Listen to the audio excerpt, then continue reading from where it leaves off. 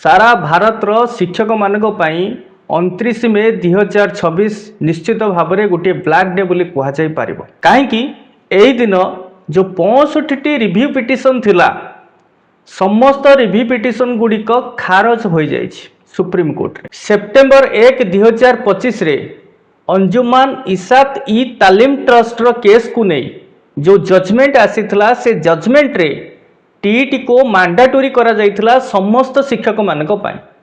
से नुआ हुंतु बा पुराना हुंतु सर्विस करिया पई भी दरकार अछि सर्विस रो कंटिन्यूटी पई मध्ये टीईटी को मैंडेटरी करा जाइथिला सेही केस परे आसला विवाद सारा देश रे सारा राज्य रे एजिटेशन हैला तेणु गोटे बृहत स्वार्थ को दृष्टि रखी राज्य सरकार माने रिव्यू पिटिशन दाखल कले एवं से रिव्यू पिटिशन लो सुनानी हला 13 मे 2026 ट्रायल से दिन थिला कोर्ट रे प्रोसीडिंग हला किंतु जो राय आसला ताको संरक्षित करके रखा गला जोटा प्रोनाउंस करा गला 29 मे 2026 रे किंतु सही दिन जो जजमेंट आसला लक्षाधिक शिक्षकों पाद तलु माटी खसई देला अर्थात जो पुराना शिक्षक मानकर दाबी थिला जे सेमान को एथुर एग्जाम्प्ट करा जाऊ टीईटी सेमानक पई अनिवार्य करा न जाऊ ताहा हेलाने टीईटी रो अनिवार्यता रहिला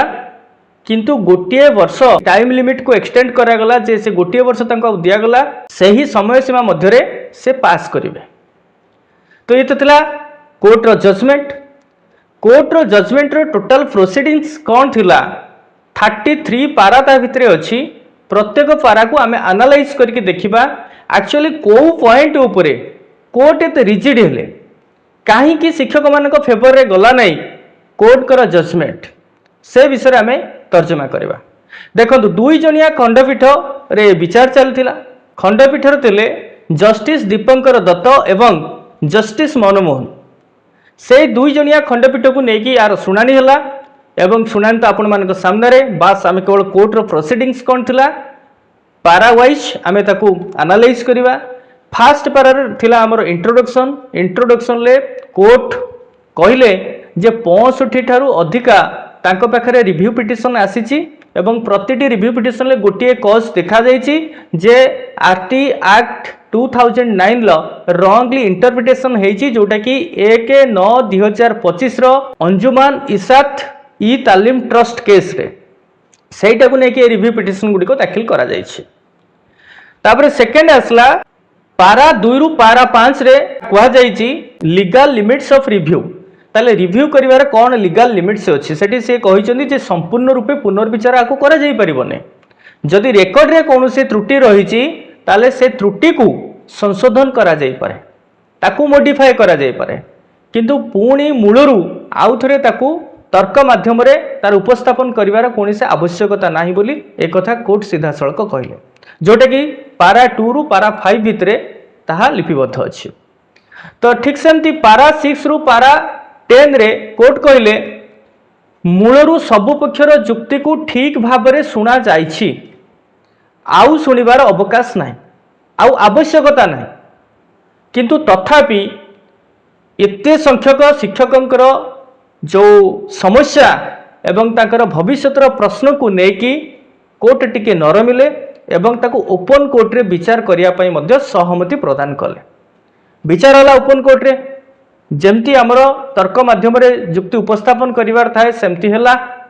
तो किंतु प्रति थर से गोटे जिंस सामना को आसला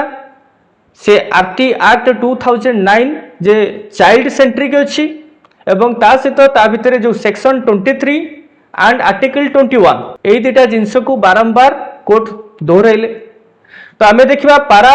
11 रु पारा 15 भितरे कौन रहिला सेठी रहिला एक्सप्लेनेशन ऑफ आरटी एक्ट एठी वर्तमान मु जो कथा कहउथले आरटी एक्ट को सेठी एक्सप्लेन करा गला सेठी गोटे जिंस रहिची जोटा कि सेक्शन 23 रे एनी पर्सन और एनी टीचर ए जो दीटा शब्द ए दीटा शब्द को नेकी सेठी तर्जमा करा गला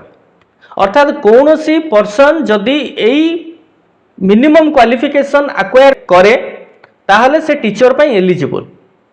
एवं कौन से टीचर जदि तार कंटिन्यूटी रखिबार अछि सर्विस को बा सर्विस रे रहिबार अछि ताहाले सेठी ताकू मिनिमम क्वालिफिकेशन हिसाब रे टीईटी मध्ये मैंडेटरी रहिबो से सर्विस कंटिन्यू करिया पई एंड फर्दर प्रमोशन पाई एई गुडिक सेठी व्याख्या करागला एवं सेठी आर्टिकल 21 कथा मध्ये कहगला जे आर्टिकल 21 कहूची पिलांकर क्वालिटी एजुकेशन पाई क्वालिटी टीचर आवश्यकता अछि तेनु टीईटी मैंडेटरी बोली कहगला ये गला आपनकर पारा 11 रु पारा 15 पर्यंत तो सेठी से आ गुटिए कथा कहले तेनु कोनोसी प्रकार बाहाना एठी चलिबो नै अर्थात तुम्हें पुराना टीचर बोली तुम्हें कहबो हमके एक्सेप्ट करा जाऊ सेटा हेई परिबो नाही जेहेतु एटा हला आरटी एक्ट होची चाइल्ड सेंट्रिक एंड आर्टिकल 21 कहूची पिला मानकर डेवलपमेंट पई ऑल अराउंड डेवलपमेंट एवं क्वालिटी एजुकेशन प्रोवाइड करिया पई टीईटी मैंडेटरी तेनु एटा गोटे कॉन्स्टिट्यूशनल आमे कहि परिबा बाध्यबाधकता सेटा करिया पई पड़िबो नेक्स्ट आसला पारा 16 रु पारा 22 जोतरे कि हमरो एनसीटी एंड आरटी एक्ट ए दुईटा संपर्क में वर्णना कराई जमती कि एनसीटी रो जो नोटिफिकेशन एवं आरटी एक्ट कोर्ट कहले एनसीटी रो नोटिफिकेशन आधार रे कौन सी पुराना शिक्षक अर्थात जो मैंने आरटी एक्ट लागू होगा पूर्व सर्विस करुँच 10 रु 20 वर्ष सर्विस कले से एक्सेप्ट करा जाई पारिबो नाही कहीं एनसीटी आरटी एक्ट उपरे नुह ए कथा मध्य से कहले तेणु कौन सी नोटिफिकेशन आधार रे सेटा करा जाई पारिबो नाही बा एक्सेप्ट से मानको करा जाई पारिबो नाही आ गुटे जिंस मध्य से कहले सेठी आरटी एक्ट 2009 एवं आरटी एक्ट अमेंडमेंट जोटा कि हमर 2017 ले हेतला किछिटा संशोधन हेतला संशोधन जरिया रे मध्य सेठी टीईटी ऊपर फोकस करा हेतला जेमति कि कोनोसी भी टीचर सेही एक्ट अनुसार टीईटी एलिजिबल हवा दरकार बा टीईटी क्वालिफाई करिवार आवश्यकता अछि तेनु जेहेतु दुईटाक क्षेत्र में से फोकस जाउची हमर टीईटी को तेनु टीईटी अनिवार्य टीईटी मैंडेटरी तेनु सही हिसाब रे टीईटी को मिनिमम क्वालिफिकेशन रखा गला for the appointment and for the further promotion continuity पाई मध्ये ताकू रखा गला जदि सर्विस रे कंटिन्यूटी रखिबार अछि अर्थात आगामी दिन रे आपण सर्विस रे रहय पई जाउछंती ताले you have to qualify TET ताले आपन को टीईटी क्वालिफाई करिया को पड़िबो ये गला पारा 16 रु पारा 22 जोटा कि दीटाक एनसीटी और आरटी कथा को से तार सामंजस्य प्रबोध को बुझेबा पई जाय कि कथा से कहिसंती कोर्ट एवं तापर असला पारा 23 रु पारा 27 जोटिक आसला एप्लिकेबिलिटी प्रोब्लेम अर्थात व्यवहारिक त्रुटि कौन व्यवहारिक त्रुटि कहले कौन एते बड़ देश लक्ष लक्ष शिक्षक अच्छा समस्त पेटपाटना अच्छी भविष्य उपर प्रश्नवाची रही तेणु से एंगेल से समस्या को बुझिले किंतु पिला मानकर समस्या को प्रथम कले अर्थात जेहेतु पिला मानकर क्वालिटी एजुकेशन जरूरी तेणु से क्वालिटी एजुकेशन को आड़ करिकी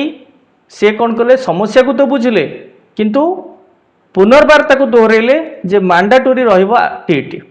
टीईटी को एग्जाम्प्ट करा जाई परिबो नाही एटा रहिला हमरो पारा 23 रु पारा 27 भितर से कथा को कहले एवं पारा 28 रे से कहले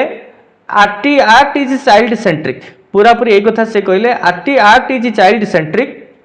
तेणु शिक्षक मानकर भविष्य को दृष्टि रखी पिलांकर भविष्य को अंधार को ठेला जाई पारिबो नाही आमे आपण मानकर समस्या को बुझुचु आपनकर भविष्य को बुझुचु किंतु तापर भी जेहेतु आरटी एक्ट होची चाइल्ड सेंट्रिक एवं स्पष्ट भाव में सेठी क्वालिटी एजुकेशन कथा को वर्णना करा जाउछि तेणु सेमानकर क्वालिटी एजुकेशन पाई टीईटी होची मैंडेटरी तेणु आपन को टीईटी मुक्त करा जाई परिबो नाही बा टीईटी को रद्द करा जाई परिबो नाही एक कथा से कहले पारा 28 रे आ गुटे कथा से सेठी कहले टीईटी इज कॉन्स्टिट्यूशनल नेसेसिटी एटा आवश्यकता गोटे तापर आसला पारा 29 रु 32 पर्यंत एठी से कहले एक्सटेंशन ऑफ टाइमलाइन एठी से गोटे एक्सटेंशन कले कहना एठी से यूज कले आर्टिकल 142 आर्टिकल 142 को यूज करके से कहले जे एग्जाम तो करा जाई पारिबोनी किंतु गोटे वर्ष समय सीमा को आमे बढ़ाई दे पारिबो जोटा कि हमरो जेतले 1 सेप्टेम्बर 2025 रे हमरो जजमेंट आसीतिला सेतबले टाइम लिमिट दिया होता 31/8/2027 सुधा अर्थात से ही दिन ठू 2 वर्ष भितर समस्त को टीईटी पास करिया को पड़िबो। वर्तमान सेटा आउ गोटे वर्ष बढ़े कि 2028 पर्यंत कर दिया गला। एटा रहिला राहत टिके जोटा कि जो माने आउ किछि समय पाइबे टीईटी क्वालिफाई करिया पे। नेक्स्ट आसला आपनकर पारा 33 जोतरे से डायरेक्शन देले गवर्नमेंट को, state government and all the union territory. कौन से निर्देशित कले जे निर्देशित कले शिक्षक मानकर बेनिफिट पाई टीईटी एग्जाम को वर्ष रे 2 थर कंडक्ट करा जाओ। Conduct of TET exam twice in a year एटा को निर्देशित करे। आउ ता सहित कहले जे वर्तमान जो मानकर सुपर अन्वेषण हवा 5 वर्ष रु कम अच्छे से टीईटी रु एग्जाम कर दिया जाई पारे, किंतु सर्विस कंटिन्यूटी पाई से रही पारिबे किंतु प्रमोशन नहीं पारिबे नहीं। जो कथाटा मूलरू कुआ जाइथिला सेही समय रे मध्ये कथा कुआ जाइथिला जे सर्विस कंटिन्यूटी पाई सेठी कुआ जाइथिला 2 वर्ष 2 वर्ष जहार आउ टाइम लिमिट अछि बा सुपर अन्वेषण हवा पाई सेमानकु टीईटी दबार आवश्यकता नहीं, किंतु से प्रमोशन नहीं पारिबे नहीं। एई जजमेंट रे कुआ गला जे 5 वर्ष रु कम समय 5 वर्ष बा 5 वर्ष रु कम समय जो मानकर अछि सेमानकु तुमे एग्जाम्प्ट करि पारो, किंतु से प्रमोशन तांकु दिया जाई पारिबो नाही। ए कथा से स्पष्ट भाव रे कहले। ताले जो मानकर 5 वर्ष रु कम सर्विस अछि जदि प्रमोशन नवा पई से इच्छुक अछंती ताले तांकु मध्य टीईटी अप्लाई करिया को पड़िबो एवं टीईटी क्वालिफाई करिया को पड़िबो, अदरवाइज से माने प्रमोशन पाइबे नाही। आउ गोटे कथा कहले जे no time limit extension further आउ टाइम लिमिट रो एक्सटेंशन हबो ना। ए तीनटा डायरेक्शन से देले जोटा ऊपर वर्तमान हमरो आमे जजमेंट को सुनिले पूरा तार सारांश रहिला टीईटी मैंडेटरी अछि एवं रहिबो गोटे वर्ष टाइम लिमिट को बढ़ी दिया गला। एठी किछि प्रश्न मु आपन मानको पचाउछि। एठी बारंबार कोर्ट क्वालिटी एजुकेशन कथा कहले आर्टिकल 21 कथा कहले, किंतु वास्तव रे केवल टीईटी जने पास करी गले सी क्वालिटी एजुकेशन प्रोवाइड करि परिबो। एई जो प्रश्नटा काहे पचारले आज अधिकांश विद्यालय गोटे शिक्षक रे चलुछि 5टा क्लास 20 जन पिला जने शिक्षक। एठी क्वालिटी एजुकेशन आसीबो कोठो? एठी क्वालिटी एजुकेशन कोठो आसीबो? एई वर्तमान ए प्रश्न शिक्षक माने पचारिबार अछि। जो जिनस ठीक अछि टीईटी आपण माने मैंडेटरी कले आमे भी वेलकम करूछु, कहना मु भला भाबरे जानिछि राज्यर कौन देशर कौन सी शिक्षक जदि किछिटा परिश्रम करिवे दे मस्ट पास टीईटी सेतरे कौन सी दुविधा रहिबो नै। कहना ओडिसा रो वर्तमान अधिकांश शिक्षक ओटीटी पास कर सारी, मात्र कई जन जो माने कि रही जाइछन्ति अर्थात हाँ आगामी दिन में एटा परिवर्तन हो जिवो सेटा चिंता करिकि से माने ओटीटी वर्तमान अपियर करि नांती, किंतु जो माने अपियर करथिले तांको भितरु मैक्सिमम 80% रु 90% पर्यंत टीचर वर्तमान ओटीटी पास कर सारी। किंतु गोटे जिनस ये दुख लगुच कौन टीचर हारी जाटा एत बड़ लड़ई रे शिक्षक आज जो हारीगला सेटा दुख लगुच। किंतु गोटे जिनस आज जो आपण मैंने शिक्षकर दक्षता उपर प्रश्न करुँच सबू शिक्षक कथा आम कहून काली पर्यंत आपणकर जेतिकी इंजीनियर जेतिकी डॉक्टर जेतिकी आईएएस एडवोकेट आपन को तैयारी करथिबा जज मान को मु कहूची आपन को तैयारी करथिबा टीचर भी से टीटी देकी से आसी नथिला प्रोफेशन को, किंतु आपन को तो तैयारी करछि ना। तेणु आज हठात गोटे एक्ट आनिकी तार दक्षता उपर प्रश्नवाची तैयारी करबा एटा बिल्कुल भी युक्तियुक्त नुहे। जदिओ हाईएस्ट कोर्ट रो निर्णय ये डिसीजन ये तथापि एटा केही भी मानिबा पई प्रस्तुत हेबे नाही। आ गोटे जिनस वर्तमान एतिकी कथा परे आउ किछि बाट अछि कि to counter the government to counter the court? Yes या पर भी बाट अछि। जुडिशियल पाथ आउ गोटे रही जोटा कि आम कहते क्यूरेटिव पिटिशन रिव्यू पिटिशन पर आसो क्यूरेटिव पिटिशन क्यूरेटिव पिटिशन कौन हम ना सेठी पूरा निर्देशित अच्छी जदि कौन सी जजमेंट रे कौन सी मैनिपुलेशन होता है बा ठीक ढंगरे से जजमेंट दिया जाई न थाए कौन सी आईन रंग इंटरप्रिटेशन होता है ताले से क्षेत्र रे तीन जन सीनियर मोस्ट जज रहिबे एवं जो जज ए सुनानी करछंती से जज माने मध्य रहिबे तापर कोर्ट रो प्रोसीडिंग हबो एवं सेति पई आपनकर सीनियर एडवोकेट मानकर सर्टिफिकेट मध्य आवश्यकता अछि they have to certify it that एई भली प्रॉब्लम रहिछि तापर जाय कि क्यूरेटिव पिटिशन दाखल होई परिबो एवं एक्सेप्ट हबो कोर्ट रे ये गला गोटे बाट जदि क्यूरेटिव पिटिशन भी दाखल होई पारला नाही बा क्यूरेटिव पिटिशन परे मध्य फेलुअर हेले